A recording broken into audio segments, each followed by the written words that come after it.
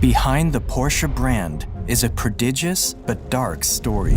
A story of success, tragedy, innovation, and destruction. But to make sense of all this, we have to go back in time to where it all started, 1898. Ferdinand Porsche had just left his job to kickstart a new career in the automotive world. During the next few decades, he created some of the fastest and most groundbreaking vehicle designs for other car manufacturers, turning himself into one of the greatest engineers of all time. And yet, after founding his own car company, his success led him down a darker path when Porsche became embroiled in military projects for the Nazi regime, which landed him in prison and eventually even cost him his life. So buckle up, because we're going on a journey to uncover the true story of Porsche and how they managed to transform themselves into one of the greatest luxury car brands known today.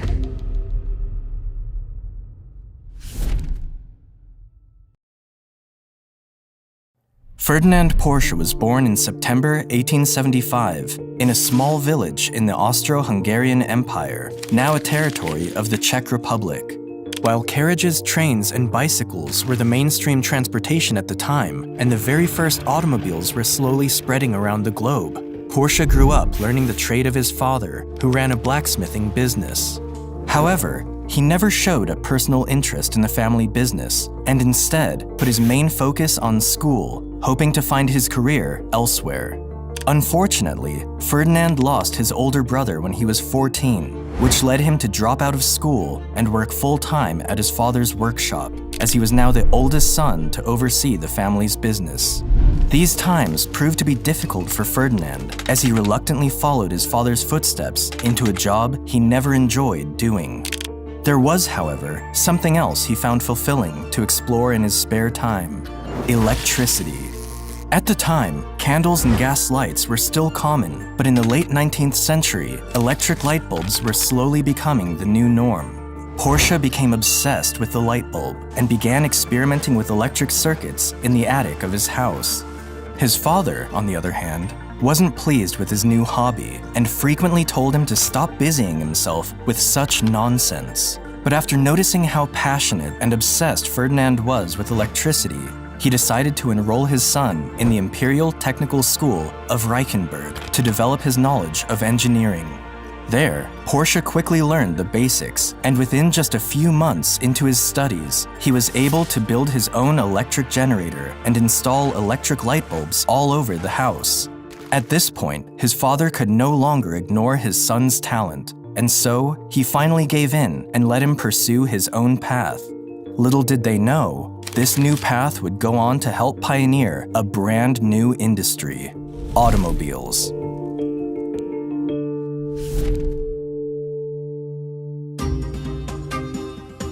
In the year 1893, at the age of 18, Ferdinand left his home and landed his first job at Bella Egger & Co., a manufacturer of electric machinery in the city of Vienna. There, he was soon recognized for his traits as a brilliant and skilled engineer, and quickly rose through the ranks, becoming the man in charge. During his time at Bella Egger, Ferdinand Porsche built the company's first electric wheel hub motor. This electric motor was meant to be attached to any vehicle's wheel and make it move directly. At the time, it was commonly just used for bicycles, but soon after, Ferdinand was developing other ideas for this motor. Around this time, the first automobiles were beginning to emerge around the region and created enormous excitement, not only among the people, but also the engineers, who were looking for ways to enter the new industry, and Ferdinand was no exception. After 5 years working for Bella Egger, he decided to quit his job and started working for Jakob Lohner & Co., who had recently stopped producing carriages to focus on building self-powered vehicles. It was here where the 23-year-old Ferdinand used his electric motors to build his first ever automobile, the Porsche P1. The Porsche P1 was a fully electric car built using a wooden carriage and had an approximate 49-mile range. The car was meant for racing, but as impressive as it was, due to the heavy lead-acid batteries it carried, the car could only go up to 21 miles per hour.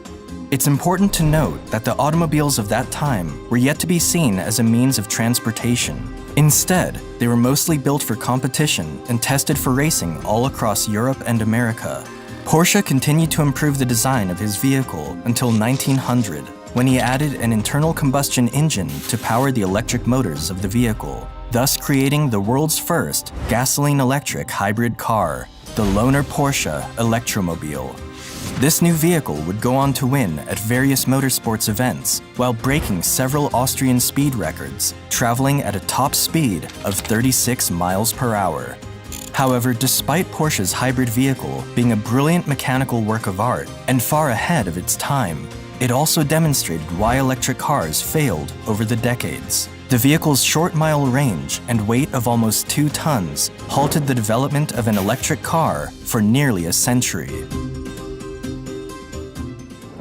The partnership between Porsche and Lohner ended a few years later, and soon after, the Austro-Daimler car manufacturer recruited Porsche as their chief designer. Daimler, at the time, was the leader in the field of modern combustion engines, and it was here where Porsche designed his first purely petrol motor automobile, the Austro-Daimler Maya, in 1908. His time at the company proved to be a big stepping stone in his career, leading to his big break in the racing world when he developed his next automobile, the Austro-Daimler Model 2780. This 85 horsepower vehicle was capable of reaching top speeds of 85 miles per hour and was specifically built for the popular Prince Henry Trial Race in 1910, where it took a first, second, and third place victory. This win earned the young mechanic greater popularity and justified his designation as professor at the company. However, when the First World War broke out in 1914, a massive rush to produce war supplies spread all over Europe, and the Austro-Daimler manufacturer contributed large quantities of machinery to the Austro-Hungarian army. Porsche was also drawn into the fold and made a name for himself by creating groundbreaking designs for military aircrafts and airship engines, as well as artillery tractors such as the M17 Goliath, establishing himself as one of the best engineers of his time. After the war ended in 1918, Ferdinand Porsche returned building race cars, and by 1922, another car rolled out from the factory's floor, the Austro-Daimler Sascha.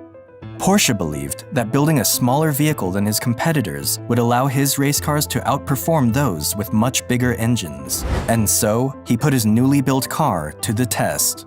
To the surprise of many, the Sascha would go on to win an impressive 43 out of 53 races, including the Targa Florio in 1922. The following year, Ferdinand Porsche moved to Stuttgart, the capital of Germany, and became the technical director and chief engineer for the Daimler division, who later merged with Benz & C to become Daimler-Benz. During his time at Daimler-Benz, Porsche would design and build the luxurious Mercedes-Benz S-Series, which more or less paved the way for high-performance sports cars that were suitable for both racing and public use. And in 1928, Ferdinand Porsche introduced what is arguably one of the fastest and greatest sports cars of his era, the Mercedes-Benz SSK. The SSK, or Super Sport Kurz, had a 7.1-liter, 6-cylinder engine powered by 200 to 300 horsepower. Even the slowest of their versions came with a top speed of 190 kilometers per hour, and the ones with 300 engine horsepower could go as high as 235 kilometers per hour. This Mercedes-Benz model became the absolute champion of the 500 miles of Argentina in 1929, followed by more victories at the 1929 and 1930 Cordoba Grand Prix races, as well as the 1930 Irish Grand Prix. The winning streak continued with several more Grand Prix victories until reaching its peak in 1931 when they took yet another first-place victory at the Mille Miglia race. At the time, it was the best, fastest, and most valuable sports vehicle in the world. Porsche also built a slicker version of the SSK, the Trossi Roadster, which became a phenomenon for its extravagant body appearance and further cemented himself as one of the greatest car designers of his era. However, shortly after the car was introduced, Ferdinand Porsche had grown tired of the creative differences between him and the Mercedes-Benz board. So he left the company and went to work for another car manufacturer. Unfortunately, that company collapsed shortly after, mainly due to the Great Depression, and Porsche was now left unemployed. Despite the economic crisis, it was at this moment that he decided to make the biggest decision of his career, founding his own car company, Porsche GmbH. He brought in many of his former associates to work for his new company, and probably the most important of them all, Ferry Porsche, Ferdinand's own son. Much like his father, Ferry also took an interest in designing and engineering. He showed great promise in learning his profession quickly, working whenever and wherever he could to prove his abilities to his talented father. Initially, the Porsche company didn't start building cars under their own brand, but instead offered consulting and motor development projects for other car manufacturers. However, despite being one of the most famous engineers in Germany, there was one major problem. Clients were not coming in. The country at the time was still recovering from the economic ruins of the First World War, and the demand for public automobiles was nearly non-existent. While the business struggled to take off, Ferdinand received a letter one day that would completely change the company's trajectory. And it came from a pretty surprising source.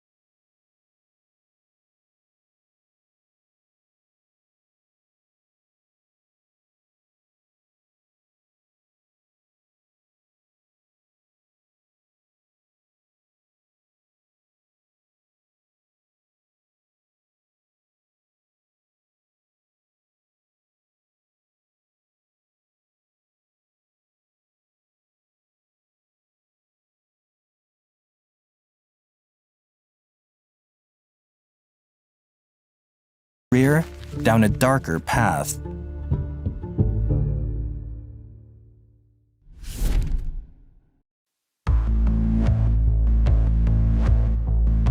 Hitler invaded Poland in September of 1939, which drove Great Britain and France to declare war against Germany, marking the beginning of the Second World War.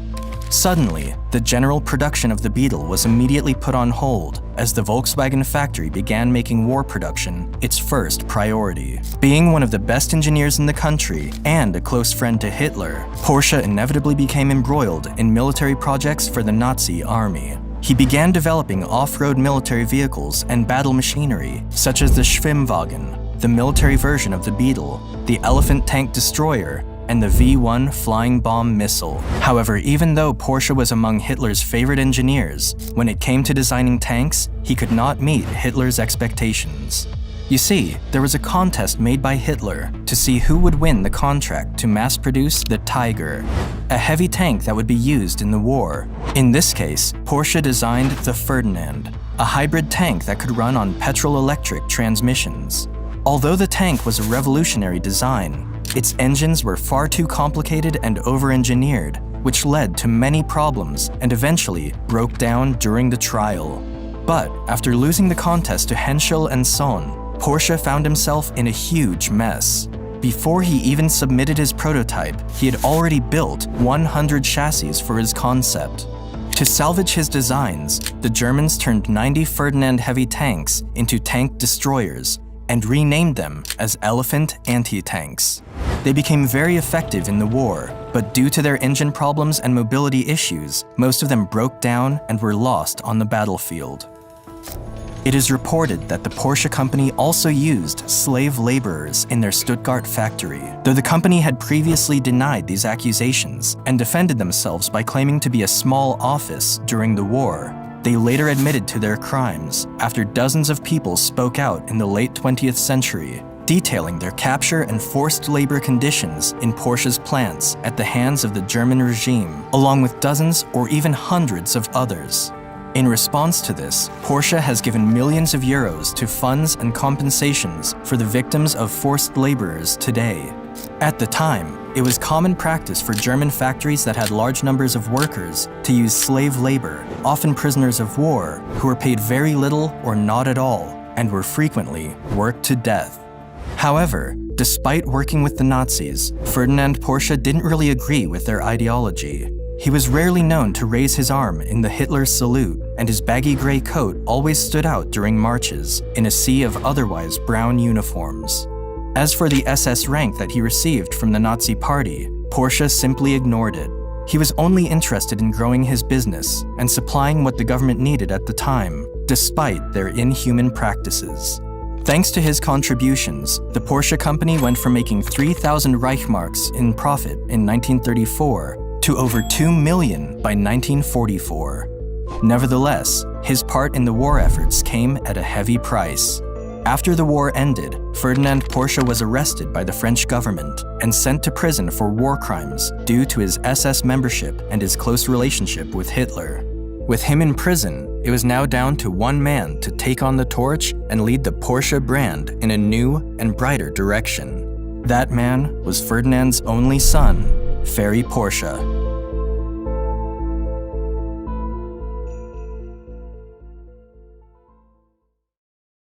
You know, while I was making this video, I asked myself, if Ferdinand Porsche started a new career in today's time, what would he do differently? So much has changed since then, that it's safe to say learning online is one of the best ways to get started. That's why I've partnered with Brilliant.org for today's video. On Brilliant, you can find thousands of lessons you can take online, with new ones added each month, such as science, math, engineering, and computer science. I went through Real Engineering's course, and this will sound crazy, but they actually teach you how to launch rockets into space, which is insane.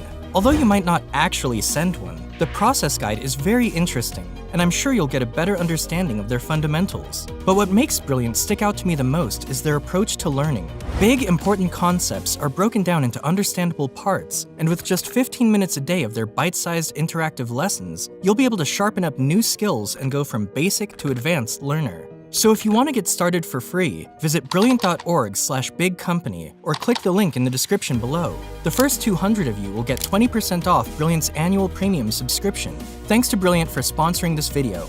Now back to Porsche.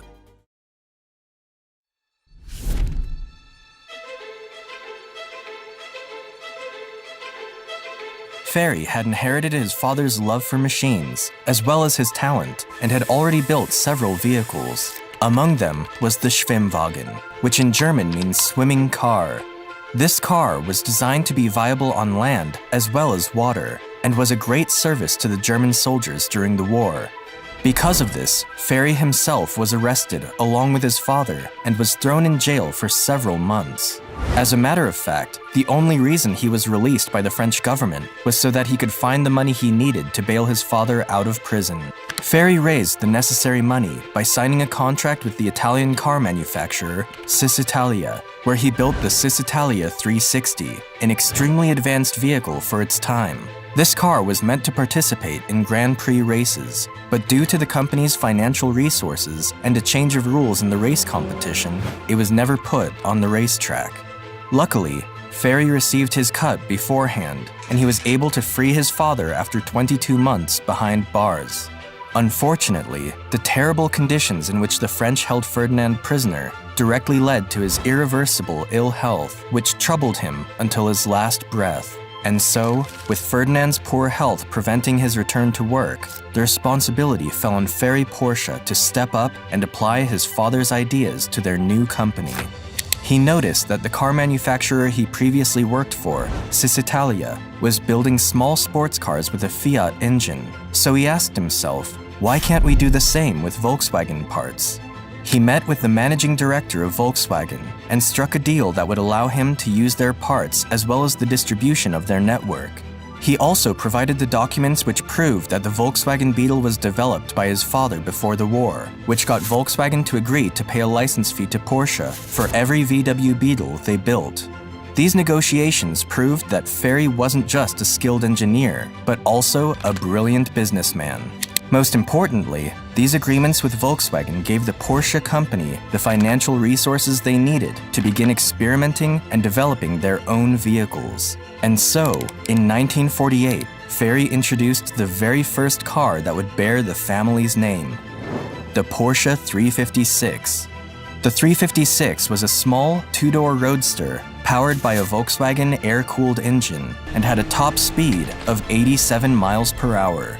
It wasn't the most powerful car, nor was it the fastest, but Ferry Porsche continued improving the design, eventually making it faster and smoother to drive. He took the vehicle to race that same year in the city of Innsbruck, Austria, where it earned a first-place victory, laying the foundation for Porsche's future success in the racing world. Although its sales were initially low, the 356 was loved among car enthusiasts, including Ferry's father, who was very proud of his son and supported the successful debut of the car.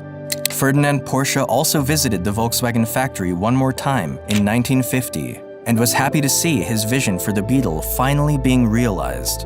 Unfortunately, he wasn't around long enough to see how the Beetle or the Porsche brand would expand all over the globe, as he died only a year later at the age of 75.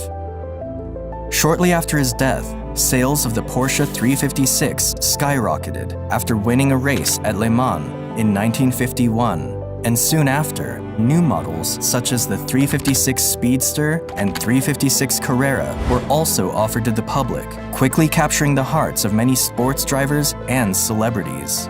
But while the 356 was a turning point in Porsche's history, it was still only a variation of the Beetle with minor changes. Porsche's customers at that point were growing weary of its body design, so they needed to design and build something completely new while still remaining recognizable as their brand. That was until the day that one of Ferry's sons stepped in and introduced a new vehicle that would take the Porsche brand to a completely new level.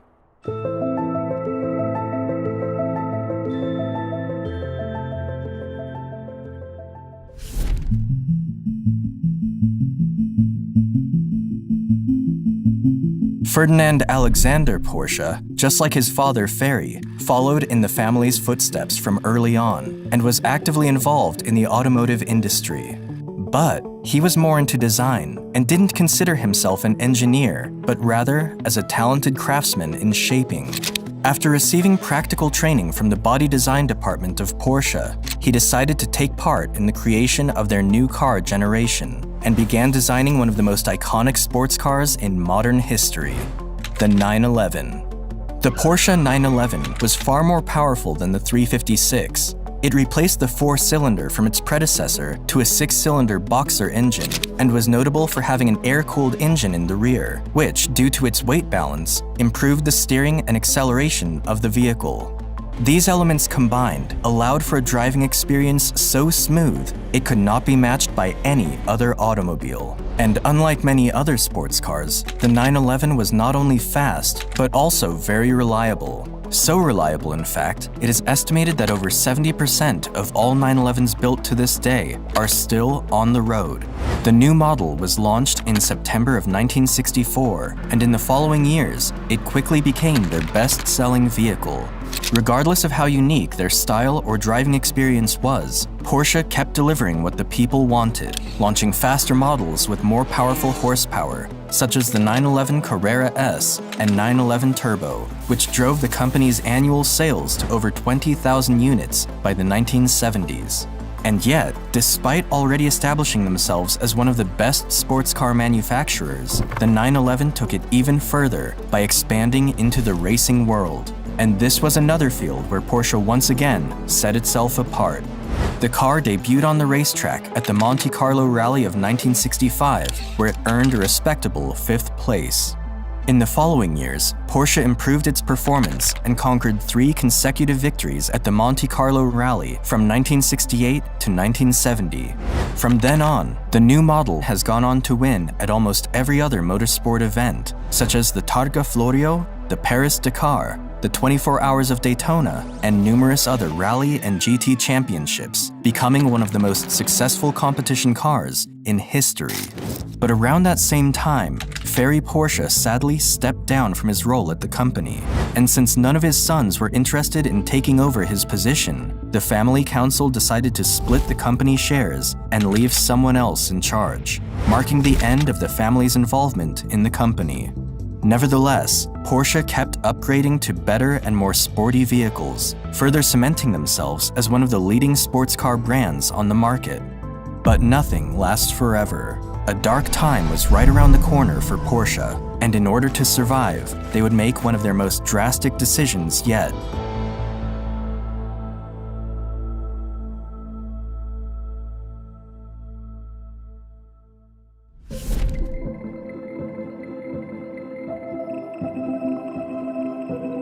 In 1986, a big drop in the dollar exchange rate and overall cost of the high-quality production of their vehicles caused many problems for the Porsche company.